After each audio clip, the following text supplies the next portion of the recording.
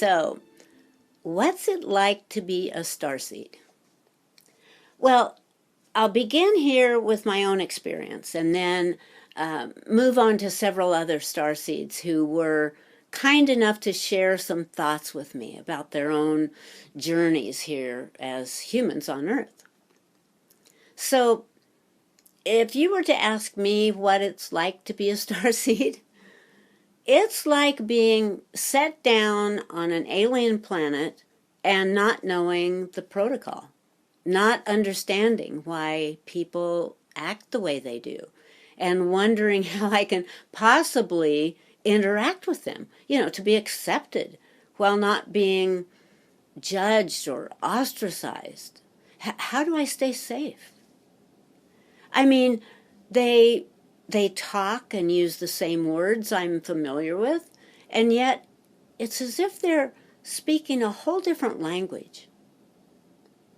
I've always had a sort of inner knowledge that has guided me through life, reminding me who I am through memories of other realms and planes of existence. From a very early age, I knew that I was a visitor from another world, and humans seemed so strange to me. One of the first things I remember asking my mother was, "What's wrong with everyone here?"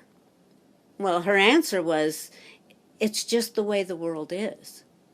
Of course, that didn't make me feel any better because I was already here.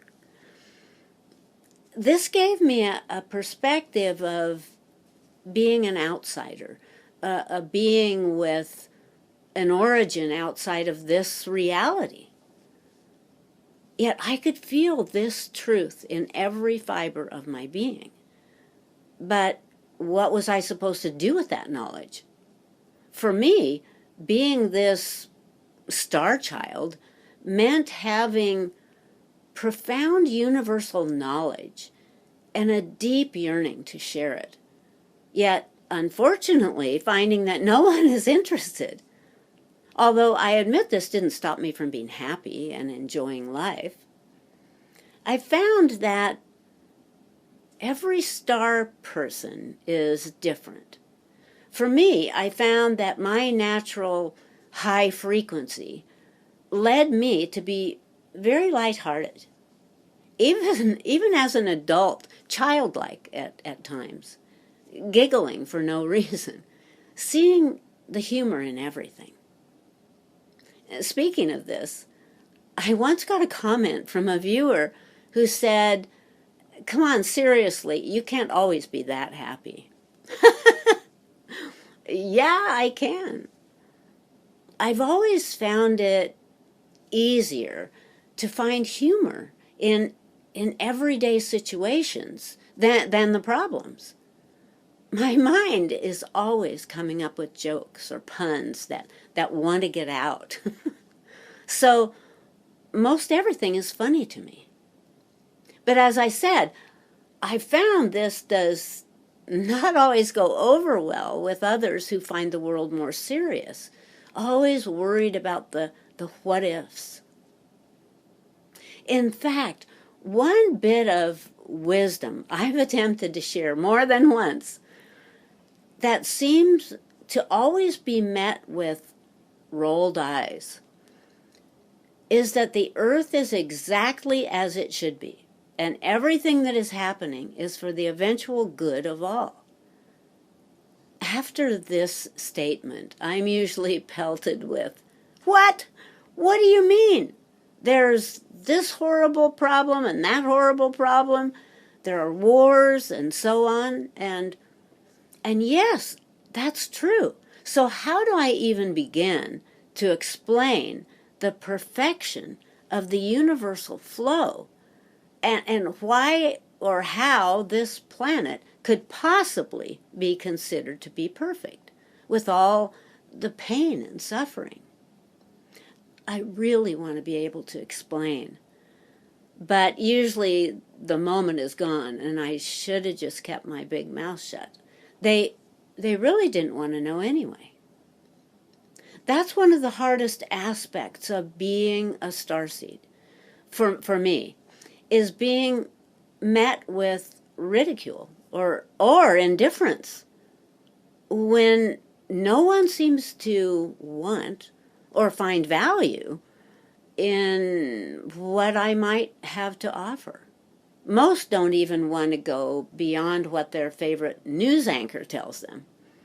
So, at any stage of life, the loneliness for a starseed can be sometimes overwhelming. What I've learned about this is that it's not my job to change another's mind or beliefs. Their views are just as valid as my own, and they're living the life they came here to live and don't need anyone trying to teach them or tell them they should be living differently. The truth I finally arrived at is to simply be who I am and to share myself through the love and joy of life. And what I've discovered is that this seems to affect those around me more than if I'd spent hours trying to tell them about my knowledge and those things that would be unbelievable to them. Like the thousands of starcraft in orbit above our planet. Or that we're all beings of energy, wearing these temporary biological flesh suits. Or that nothing is real, and that we're only dreaming our lives. And that everything is built upon a foundation of love. And that love is all that matters, or ever will matter. I found that most don't really want or need to know these things that for me make up the core of my being and purpose. And the best thing I can do to assist humanity is to just be myself and resonate the joy of life. After being with someone like this for even a short time, it all begins to make sense, and I can see why they are the way they are, and just how perfect that really is. It's come clear to me that if all I want is to be accepted for myself, then the kindest thing I can do for another is to allow them to be who they are and to support them and learn and grow from them. And this consideration will be mutually reflected back to me. So in my own experience, over time, I began to find some consolation in exploring metaphysical philosophies and ancient wisdom, searching for parallels to my own experiences. I delved into the realms of spirituality and enlightenment, seeking to unravel the mysteries of my origin. And the more I learned, the more I realized that I was not alone. There were others like me, starseeds, fellow travelers from distant dimensions, navigating this human existence while carrying the seeds of transformation and evolution within our souls. Now, over the years, I've talked to many other starseeds, and some have very different experiences than my own. Yet, most all of them have spoken about a deep need for solitude. Living as a starseed on Earth means embracing a solitude that is both profound and disheartening. While a part of you revels in the magnificence of the cosmos, another part aches for a connection with others who can truly understand and appreciate the depth of your being. One starseed I spoke to said that for her, she chose to let go of her starseed memories and tendencies, because the longer she lived on the planet, she became so enamored with Earth that she wanted only to identify as a human being, and even mentioned to me once that she would look forward to reincarnating back onto Earth. I was shocked at that. Another starseed friend once mentioned that the most difficult thing for her is believing in herself. She said her heart remembers she came from the stars, yet her humanness comes in and tells her that she's only fooling herself. A star brother I've known for years said that for him, it's a terrifying fear of losing his terrestrial family and the life that he's come to love. Even though he knows that at death or ascension, he'll go back to his ET life aboard ship, he still can't stand the thought of losing those he's come to know as family. I asked him why he thought this might be, and he said, "Oh, because I don't remember my ET life. This is the only life I remember, so this is my family." Yeah. Another starseed spoke about some things I've already mentioned, and yet at a much deeper level. He said that he lives in a constant state of bewilderment, of others' inflexibility to expanding their knowledge and moving outside the box that humanity puts us all into.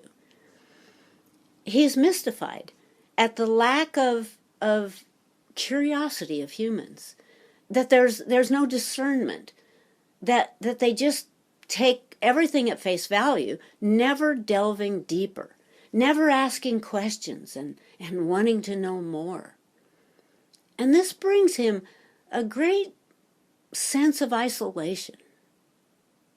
One of the most moving things he shared with me is that being a starseed for him makes it nearly impossible to pick a direction in life, because settling on one thing feels like defeat, because there's so many choices out there that it makes him feel like anything not chosen is a missed opportunity. And this brings up the concept of mortality, which of course makes a career very difficult to resolve, where nothing is ever quite correct. And much of this is because of this ridiculously short terrestrial lifespan. In a starseed's ET life, the body never ages and may live thousands of years. And therefore, the human aging process makes no sense at all. He also brought up a very good point that from an energy perspective, this Earth life can be nearly overwhelming, because as a starseed, he wants to help others. But often when he tries to offer a viewpoint outside of the other's, routine or beliefs, even if they appear to be listening, on an energetic level, there's so much resistance that by the time he gets it all said, his body is just exhausted at the loss of energy.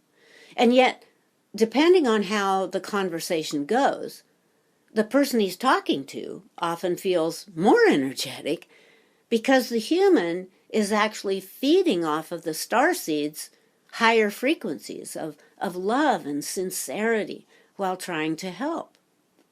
He said for him, this really makes living here tough, because there's a sense of futility. Like, why am I even here if I can't make a difference? The life of a starseed is not always an easy one. At times feeling disconnected from the world around them. An eternal outsider, searching for a sense of purpose and belonging. But through it all, there tends to be a sort of unwavering certainty within that they're here for a reason, and that their unique perspective and innate knowledge holds an answer or solution to the greater mysteries of the universe, that they themselves may not fully yet understand. But what's clear to them, however, is that their purpose is to shine a light, to illuminate the path for those who are ready to awaken to the greater truths of existence. It's a solemn duty to carry the flame of knowledge and understanding, even in the face of indifference or intolerance.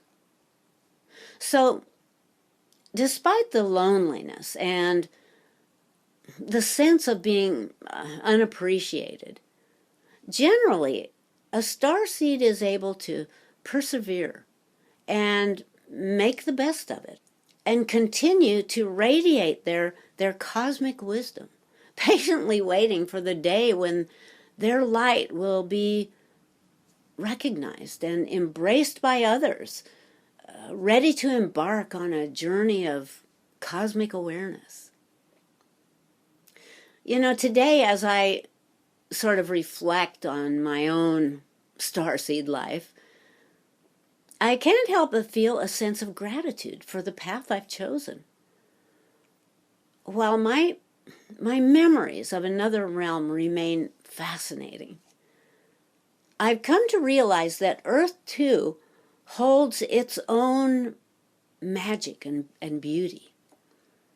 I've discovered that my purpose lies not only in remembering where I come from, but also in welcoming the experiences and growth that this human existence offers me, and so many others. So be aware that as a starseed, you are a master of your universe. And although by coming here, your memory is probably veiled, it doesn't alter who you are.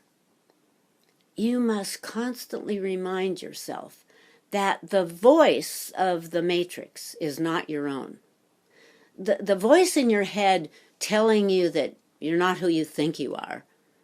This is the great work that starseeds come to unfold, to conquer, to make known the unknown, and then share these truths with others willing to hear. This, beautiful souls, is who you are. Thanks for hearing me out. I really appreciate you. Until next time, bye.